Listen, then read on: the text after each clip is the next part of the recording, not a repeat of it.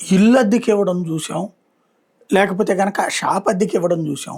సైన్యాన్ని అద్దెకిచ్చే ఏకైక దేశం ప్రపంచంలో పాకిస్తానే అనుకుంటా. సౌదీ అరేబియాకి ఇప్పుడు 8,000 మంది సైన్యాన్ని పంపించింది. ఇంతకుముందు వీళ్ళకి వాళ్ళకి మధ్య కుదిరిన ఒప్పందంలో భాగంగా వీళ్ళకేదన్నా అయితే వాళ్ళు, వాళ్ళకేదైనా అయితే వీళ్ళు తోడుండాలి అన్నది. ఇరాన్ సౌదీ మీద దాడులే చేసేసింది. అప్పుడేమీ లేదు. ఇటు ఇరాను అమెరికాల మధ్యన స్నేహానికి ప్రయత్నిస్తున్నటువంటి పాకిస్తాను సౌదీ అరేబియాను వదులుకుంటే రేపు పొద్దున సాయం చేసేవాడు ఎవడుండడు. అందుకని ఇప్పుడు సౌదీ అరేబియాకి 8,000 మంది సైన్యం వెళ్తున్నారు. 8,000 మంది సైన్యం ఎవరి కోసం పనిచేస్తారు? సౌదీ అరేబియా కోసం ఇరాన్తో యుద్ధం చేస్తారు. పాకిస్తాన్ ఏమో ఇరాన్ మీద యుద్ధాన్ని ఆపడానికి అమెరికాతో స్నేహం చేస్తున్నట్టు ఇంకో పక్కన చూపెడతారు.